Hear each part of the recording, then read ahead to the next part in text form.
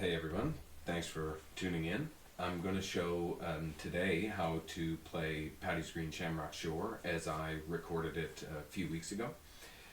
It's going to be, or I should say that I did it in the style of Paul Brady. Paul Brady is, wow, like one of the all-time best guitarists in this kind of traditional style. He only recorded a couple albums of traditional music or traditional-ish music, and then he went on and kind of did some rock, 80s rock kind of stuff, which is good. I like it, but it's a sin he didn't do more traditional stuff. You can find this song on the album Welcome Here Kind Stranger, which is fantastic. As well, I think you can find some live recordings of it on YouTube or wherever you listen to music. The song is going to be in DAD tuning, D-A-D F sharp A-D, D-A-D F sharp A-D, and I'm going to talk about that in a little bit. I'm just going to go through the agenda really quick. I want to get this on track and not become a sprawling opus, so I've got an agenda here. So first I'm going to show the DAD tuning, how to tune the guitar, which is really quick. Don't be afraid to cross-tune your instrument. I'll show you how. It's going to be, you'll love it. Song structure is going to come next, how many verses, etc. The verse structure I'll talk about, part A, part B. It's in 3/4 timing, 1, 2, 3, 1, 2, 3. The key, or the mode, and I want to caveat emptor here, everybody, but I am not an expert on musical theory, but I'm going to talk about it as far as I understand it, and we'll see that this song is being played by me anyways in D-Mixolydian mode.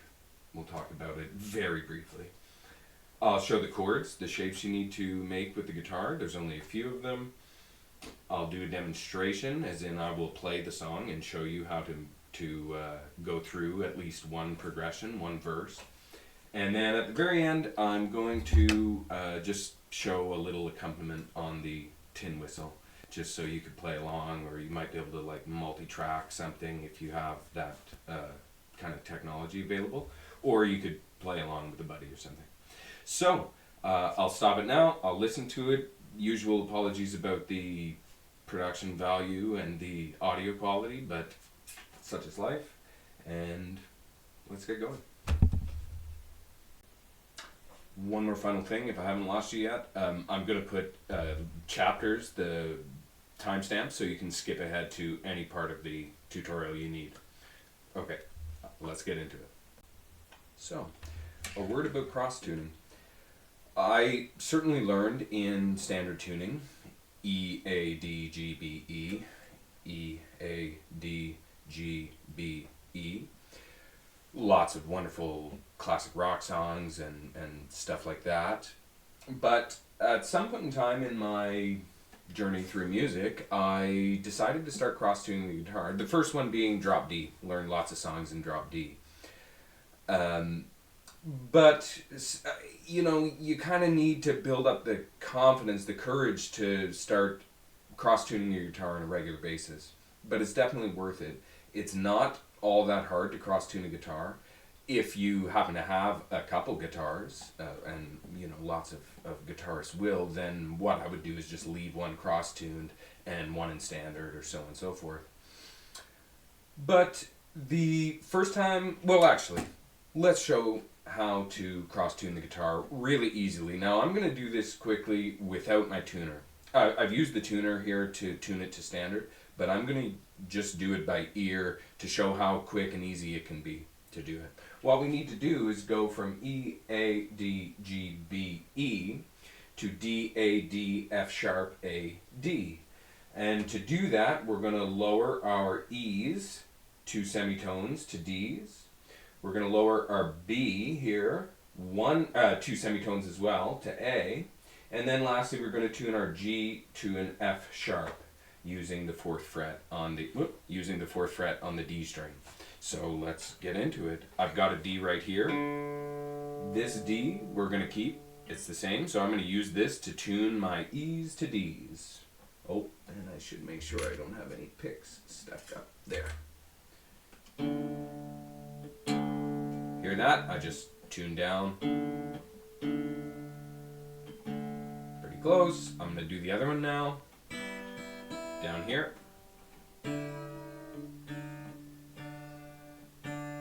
Just wait until you hear those notes line up. Perfect. So, D, D, D.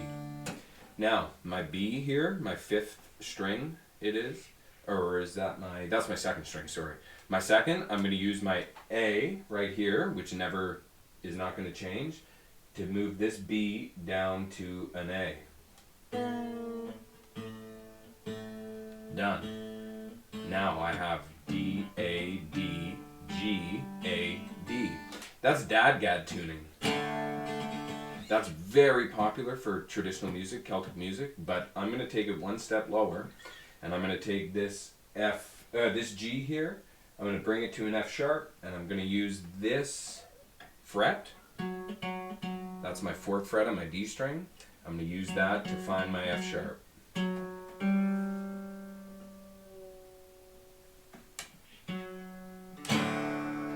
DAD.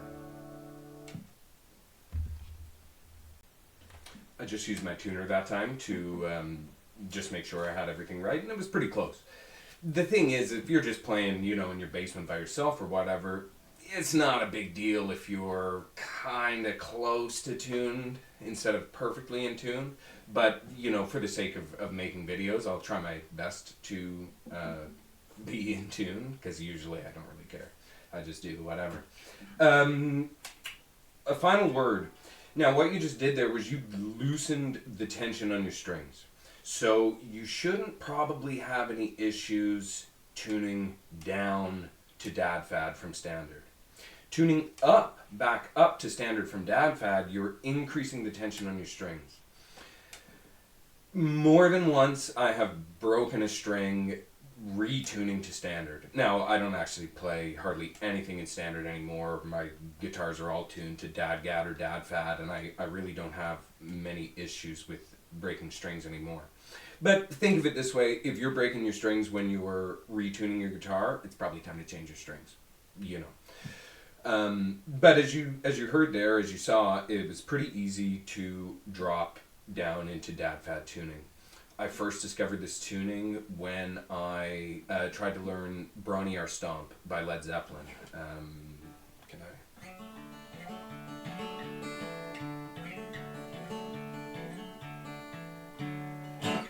It's a lot faster than that, but you kind of get the idea. That was a song I had picked as I'll call it a goal song. A song that was way beyond my capabilities, but that I... sorry, kind of uncomfortable slouch over.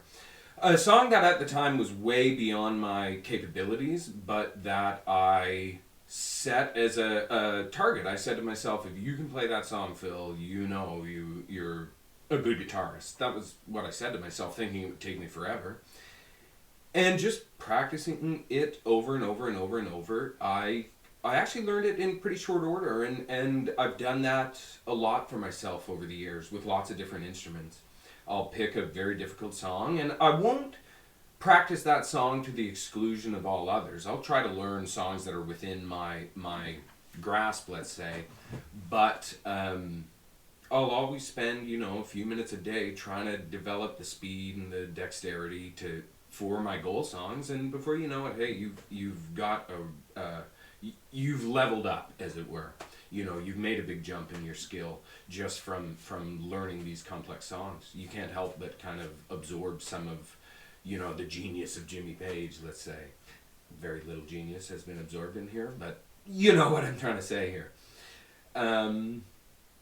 Yeah, and what this tuning gives us here is a very nice D major chord when we strum all the strings open.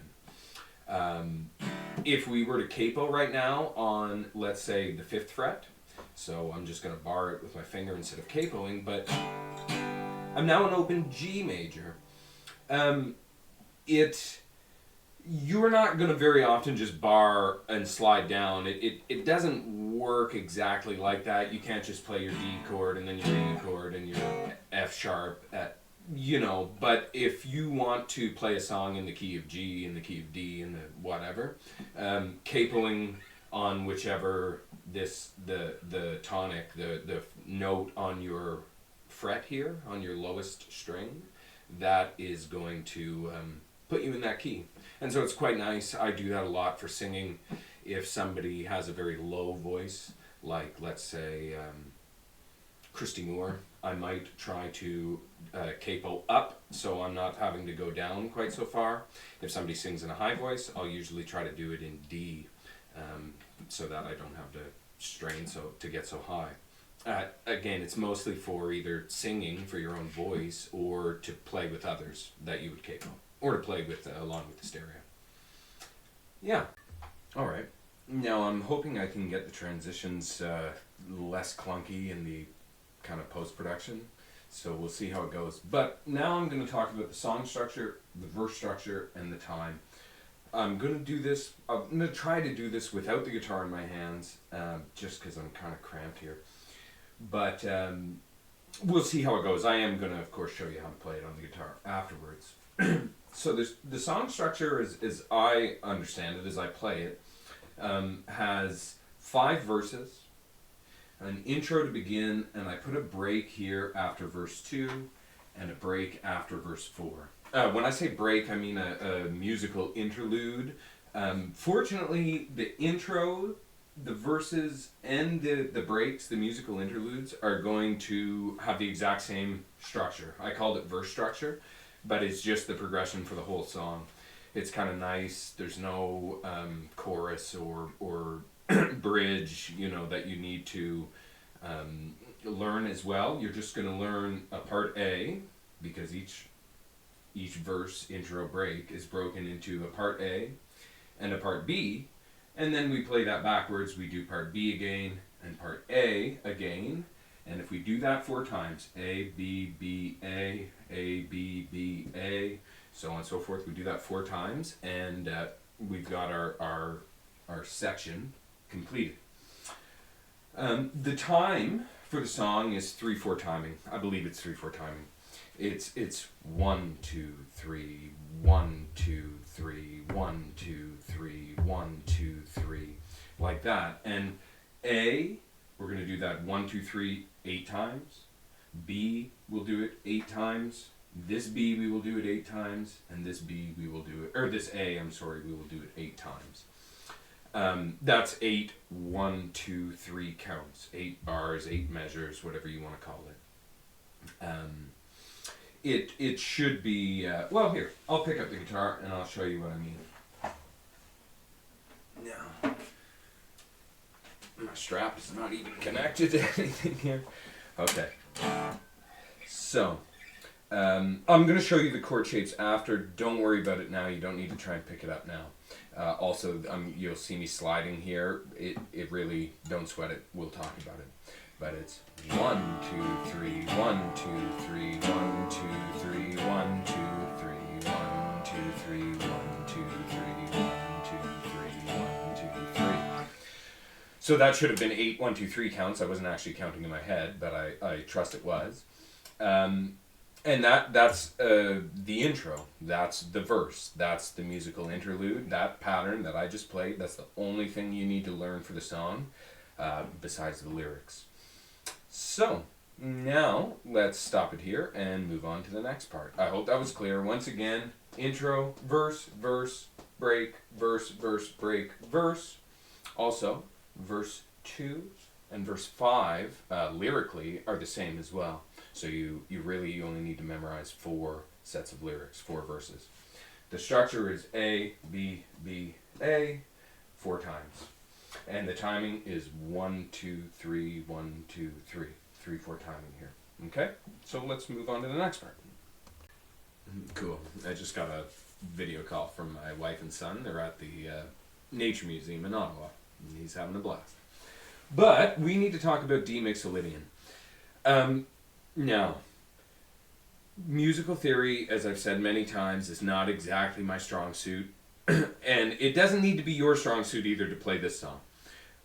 All you need to know is that D-Mixolydian is like a key. It's a mode of G. But don't sweat it.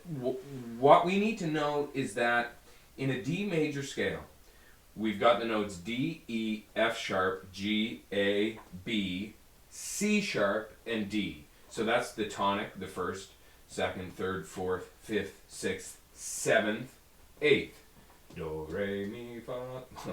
That's pretty sour, pretty out of tune. But do, re, mi, fa, sol, la, ti, do. For D-Mixolydian, the only difference is that the C sharp becomes a C. Okay, we say it's a lowered 7th degree. What that does is it gives us a sound that's probably a bit more rock and roll than typical traditional music would be. That sound going from the lower 7th to your tonic, back to your I'll say your root, back to D, going from C to D, I feel like gives you a very, like it's got a really bluesy, kind of rocky type of thing, as opposed to if you use the actual C sharp.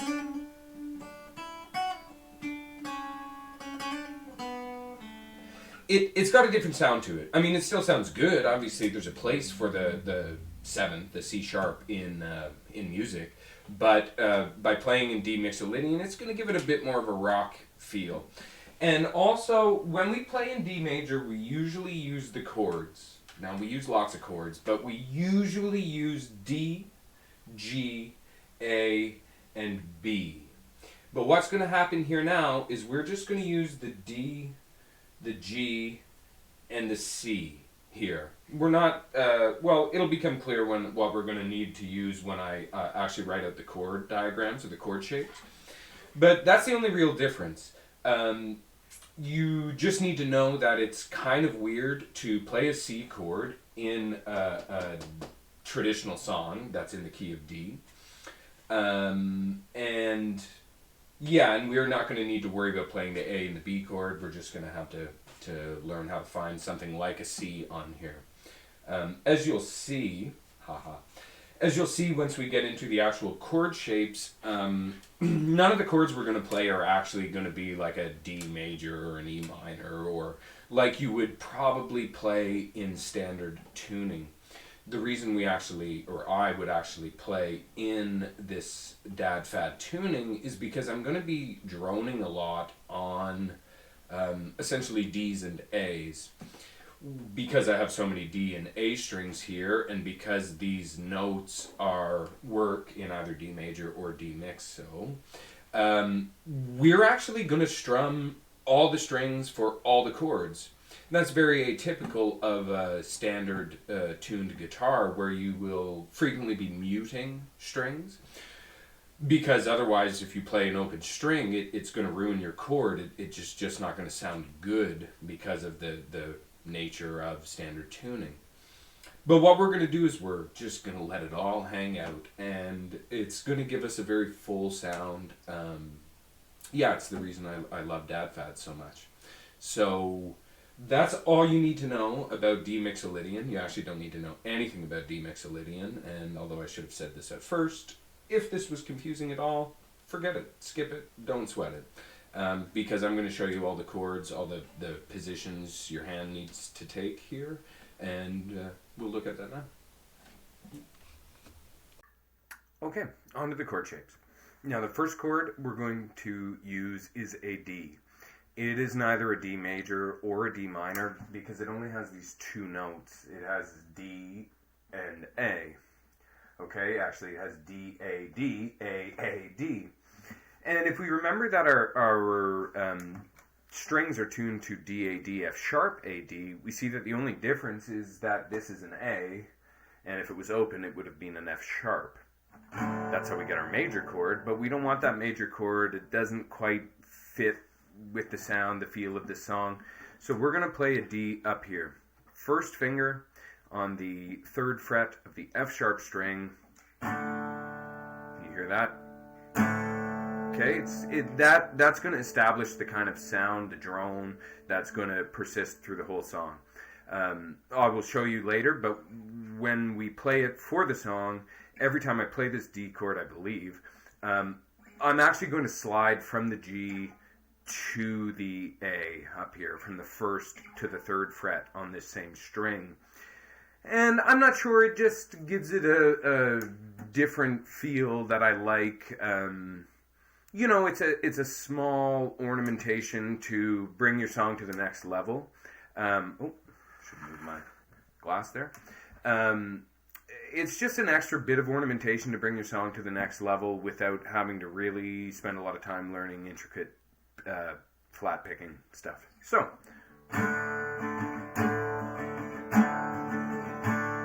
or if you don't want to add that, you just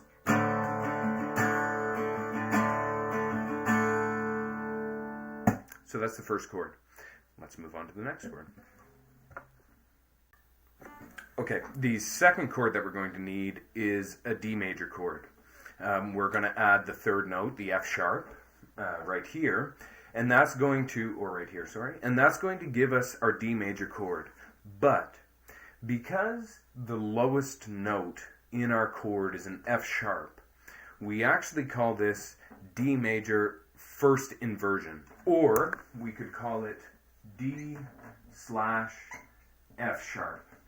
That's probably how you would see it written if you were looking at tablature, chord, whatever, some online resource.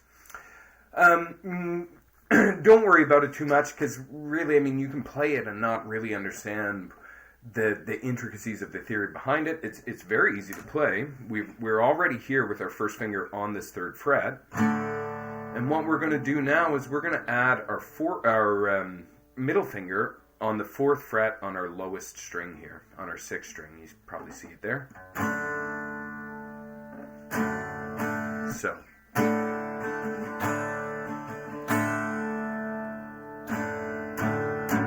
Now, one thing I'm going to say is that this guitar, if it's being played acoustically, because of the kind of nature of this particular guitar, which is a guitar I dearly love, but your bass notes are not as pronounced using a guitar like this. So for our purposes right now, with this kind of recording setup that I have, where I'm using a kind of crappy mic, the subtleties of this little change are going to be lost.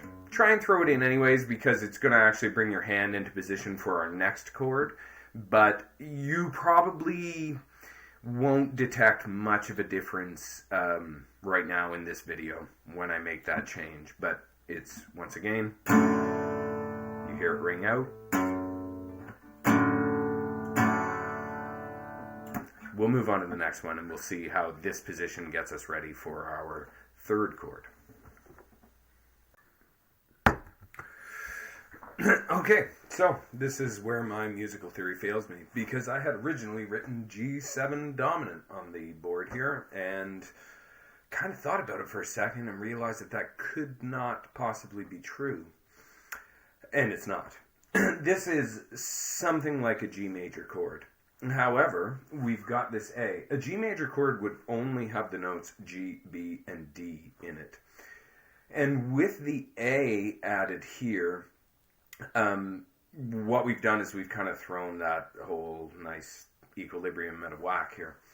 But that's okay. This is the reason we play in DAD tuning, is because having these A's here to kind of drone along, because these A's are in the key of D, and because we have so many D's here, even though we're playing a G major chord, it's gonna have it in this instance, those A's will be acceptable and will not sound bad. I'm going to show you the chord here.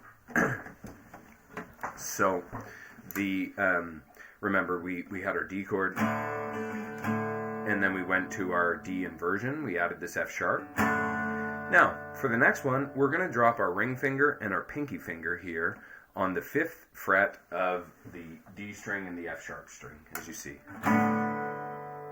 So,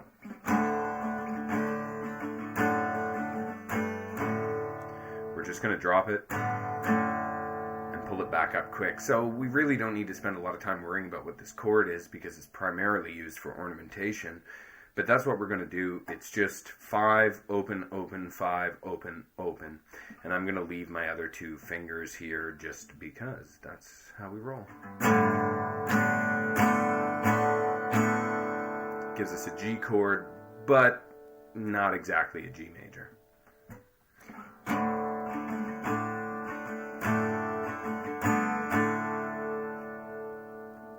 Let's move on. So for this chord, which I believe is the 4th chord, it's going to be a C chord. The notes in C major are C, E, and G. So we have our C major kind of buried in here, but again, we're droning on the D and the A, neither of which appear in C major. We're going to use our ring finger, our middle finger, and our first finger. And although I actually forgot to indicate here on the last chord diagrams that we looked at, any string that does not have a dot on it for the previous chords is played open. All the strings are played for every chord here. Our C chord is no different. That's got a really nice sound. And that's the Mixolydian right there.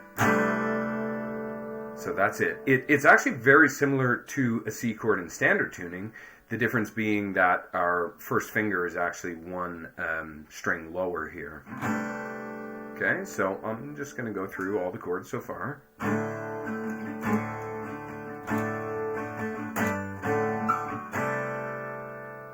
There we go. Sounds nice. No problem. 3, 2, 1. And let's see what the next chord is. The next chord is the final chord, and it's another G. Again, is it first inversion? Is it second inversion? Is it some kind of craziness that I don't understand? Definitely. But who cares? Let's look at it here. Because to transition from this C chord to our next G chord is very simple, and it's got a nice, I like that transition. Okay, the chord itself is pretty straightforward. We're going to play open, 2, open, 1, open, open, open, 2, open, 1, open, open. And to move from the C to the G, we're going to lift up our ring finger. We're going to move our middle finger 1 string lower here to the A string. And then to finish it off, we actually come back to our D, that first chord we learned. Let me go through that all the chords we've learned one more time, and that's actually the A part of our progression, but we'll talk about that in just a second.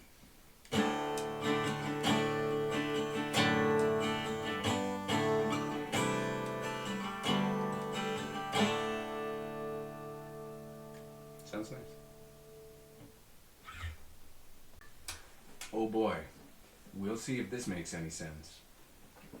So here's the A part. Now, remember I said the timing is 1, 2, 3, 1, 2, 3. It's 3/4 timing. And what that means is we need to do 1, 2, 3 counts 4 times, and that gives us that's our four measures, 4 bars. And we're going to need to play 8 bars to finish the whole thing. So I've got 1, 2, 3, 1, 2, 3, 1, 2, 3, 1, 2, 3, 1, 2, 3, 1, 2, 3, 1, 2, 3, 1, 2, 3. That's our 8 measures. Now, I mean, I could struggle to write this out in musical notation using the staff and so on and so forth, but this, once you get over the shock at how bad this looks, it may actually be more useful for us. Let me try and play it out here. I've also written the chords up here, although they're very hard to see on my screen right now. It may be easier on your screen post-production, but again, you can watch me play the guitar. This is just kind of an experiment to see if this makes it easier. I don't think we actually need this board. But let's try it here. So, I need to play my first D chord, D chord, D inversion, so on. Let's watch. 1, 2, 3, 1, 2, 3, 1, 2, 3, 1, 2, 3, 1, 2, 3, 1, 2, 3, 1, 2, 3, 1, 2, 3. That's your A part. Not bad. So D, D, inversion, G, inversion, D, C, G2, D. G2 just because it's the second G chord I talked about in the last section, not because there's any such thing as a G2, or not because this is proper musical notation, just to differentiate between the first G and the second G. Okay? So let's look at it again.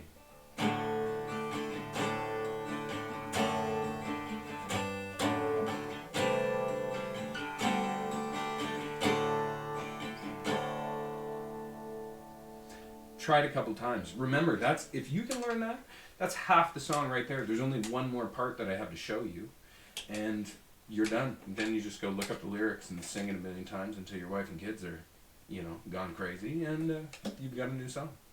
So I'm going to pause it and listen to it. I hope it works, and if it even approaches working, I'm going to move on to part B. So as I said, it's in the neighborhood of working. We're adjacent. Same postal code, let's say. Zip code, if there's Americans watching. So we're going to begin on the G2 chord right here, okay? That's the open 2, open 1, open, open. And we're going to take our first finger and we're going to slide it down to the D. Back and down. And let me pause briefly for a moment to talk about a peculiarity of this, the way I play this song that I like. My first finger right here will never leave the fretboard for the whole song. By the time you finish practicing the song for, you know, whatever, your finger's going to be good and creased, and if your strings are not brand new, your finger's going to be black when you finish, because you will be forever sliding between this first fret and this third fret the whole song. And what that does, besides give it that kind of driving, besides giving it that kind of quality that I enjoy, it also allows you to make your chord transitions with a physical, with like a tactile frame of reference. You're not going to be making crazy chord changes down here where, you know, you see a lot of musicians a lot of times have to look at the fingerboard, look at the fretboard to make sure that they're landing on the right chord in the right spot. But here we have a frame of reference, a physical frame of reference that lets us feel the chords. We instinctively know we're in the right position without looking because our finger has never left. So our other fingers that we use will always be placed in reference to this kind of a fixed point.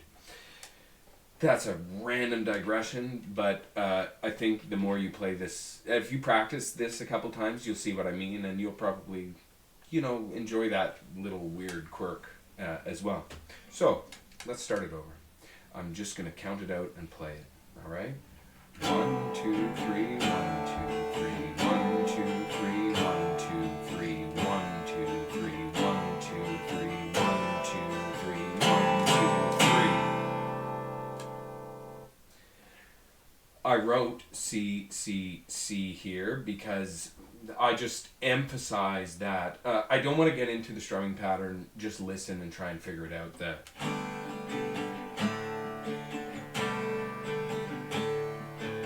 Basically what I'm doing with my right hand, I don't really want to get into because it's not really that complex, and maybe I don't even have the skills to really explain what I'm doing here. I just feel it. But that's why I have this C, C, C, so that in your mind, when you're counting that 1, 2, 3, 1, 2, 3, you kind of emphasize it. It you know, builds the song. It gives it a bit of tension's not quite the right word, but anyways, that's how I do it. You'll obviously figure it out and play it in your own idiosyncratic fashion.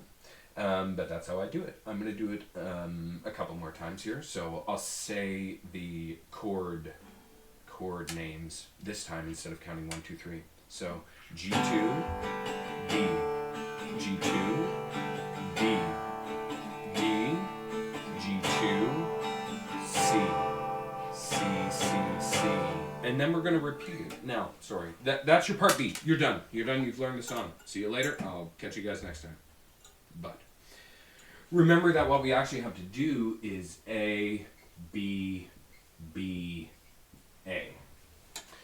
Right? We have to go from the A part to the B part, repeat the B part, back to the A part. And we finished either the intro or we finished one of the verses or that little musical interlude, which is the verse, just with no vocals. So what I'll do right now is I'll just, I'm going to have put a timestamp, I hope, a few seconds earlier to split this up. And I'm going to try and show you now how to link it all together. So, the A part. Now, I'm not going to write it up on the board again. As a matter of fact, is it going to be helpful? I don't think so. I'm going to get rid of the board. I'll see you in a moment. Bye-bye board. Now, so the A part.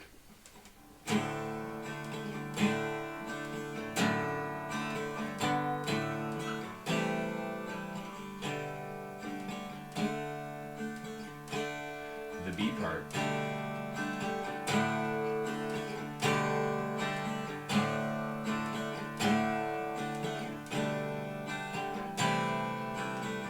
B part again.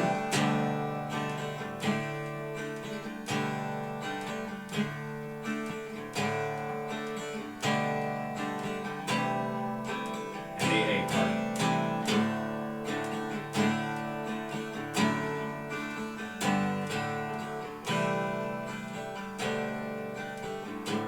That's it, the whole song. Stick on this a little bit. From Derry we sailed away on the 23rd of May, and we were boarded by a pleasant crew bound out for America. Fresh water there we did take on 5,000 gallons or more. We'd run short, sailing to New York, far away from the Shamrock shore.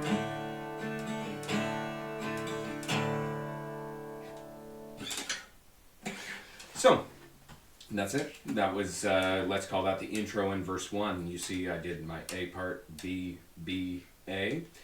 That was the intro, and then I started singing and did the first verse there. What I neglected to talk about earlier, and which I hadn't even thought of, is that when I am transitioning from intro to verse, from verse to verse, from verse to break even, what I will do is I will add, let's say, one more measure, 1, 2, 3, 1, 2, 3, yeah, of the D, that slide there. You see that? It gives it a nice, not a drone, but almost it drives the song in my mind.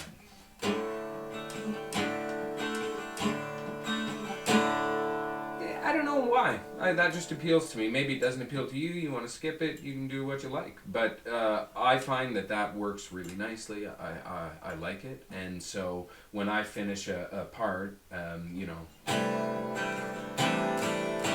So this is the A part.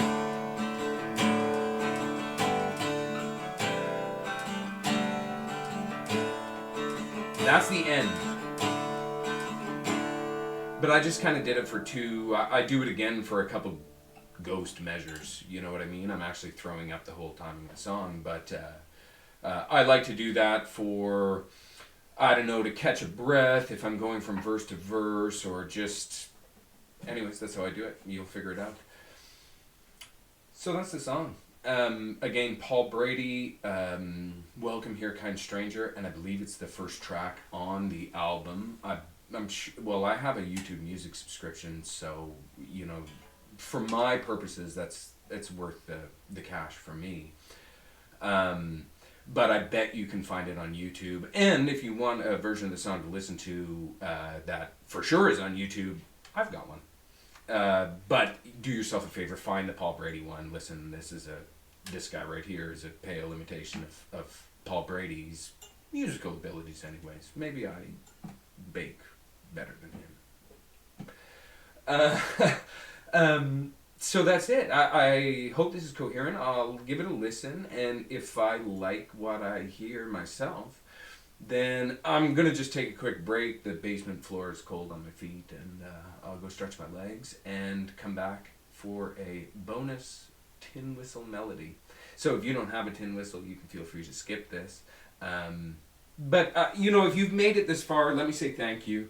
I kind of do it for myself. I kind of do it for other people. I mean, really, there's not a lot going on today for me. My wife and kids are gone, and I'm waiting on a call for work. So, here I am. It's not a bad way to spend a Thursday. But what I would love is if you listen to this, if you made it this far, like, just leave a comment. Be like, hey bro, you suck, or that's really cool, thanks, or give me some any sort of feedback. It's maybe it's just feeding my latent narcissism, but I could maybe make a better quality tutorial if I had a bit of feedback. So anyways, like I say, whether you leave a comment or not, if you made it this far, thank you very much. I'll put up some more, as I say. And coming up soon is a bonus tin whistle melody, so you can play along, toot along with your friends. See you guys next time. Man, I just did like a back of the napkin calculation to see how long this video was, which I thought was going to be a short video. And it's not a short video. I don't know how I do it to myself. But anyways, let's just quickly talk about the tin whistle. So, tin whistle diatonic, we're going to start at D if we've covered all our holes. And then as we lift progressive fingers, we move up the D major scale. So, D, E, F sharp, G, A, B, C sharp. And then if we cover everything except leave the top hole open and blow a bit harder, it helps us get our next D.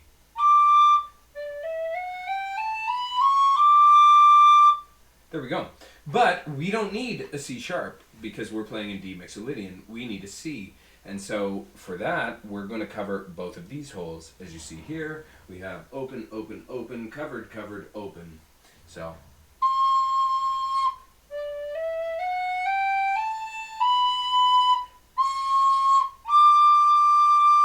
That C would be very common if you were playing a song in G major on your D whistle, but we're going to use it for this D-Mixolydian.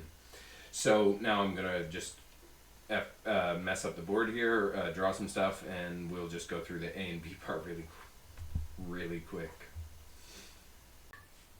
So what's going to happen here is I am not going to try to write this out on the board because it was too sloppy, and I didn't go get a straight edge to write out the musical notation, and I've spent enough time on this video. I think I'm going to make it a wrap here, but I am going to play the whistle for you. And what I'm going to do instead is I'm going to post a link below in the description of the video to thesession.org. If you've never heard of it, you're going to have a lot of fun with it. But what it is it is a website dedicated to traditional Celtic tunes. A session, as most of you probably know, is the name for a traditional jam. Usually in a pub, a bunch of musicians get together, have a few drinks, soda, whatever, and play out some tunes. And the session is phenomenal. It will give you the musical notation for many, many, many thousands, tens of thousands of tunes and songs. And there's also a little built-in player on the website that will play a little MIDI dee for you, so you can hear the tune, you can see the notes, and I find it very helpful personally. Now, for this tune, I noticed 3 versions of the melody posted. Only the second one is in the key of D. I don't want to get into it. You can play either of the three versions in the key of D, but you have to be comfortable transposing, and that's a lesson for another day. So I'm going to play the tune for you right now. This exact tune that I'm going to play does not appear as such on the session. It's a variation of that. I'm going to play it my way. You can try to pick it up by ear, or you can go to the session and get a similar version there visually laid out for you. But right now, I'm going to try to play this. So let's see how it goes. The melody is going to start on an A.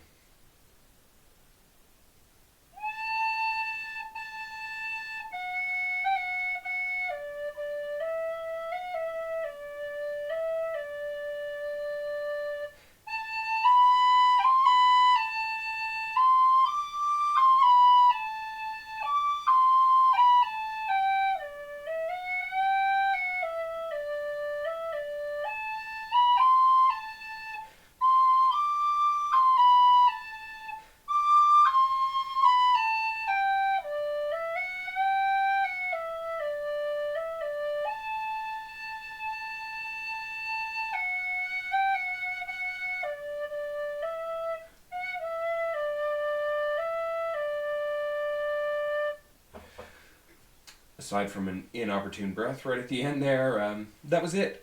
What that is if you can find a copy of Paul Brady's recording, he plays basically that melody on a harmonica. Wish I had better harmonica skills. He and T and Barron's, also fantastic kind of Irish harmonica. But that eludes me for now. I've got too much on my plate to worry about the misery whistle, as I've heard the harmonica called. I always like that one, the misery whistle. But we're playing the happy whistle, the Irish whistle, and I hope you can pick that up by ear. I hope the link to the session below helps you not only pick up this song, but introduces you to many, many, many more traditional tunes. Thanks again, everybody. I will see you next time, where I will try and undoubtedly fail to make these shorter.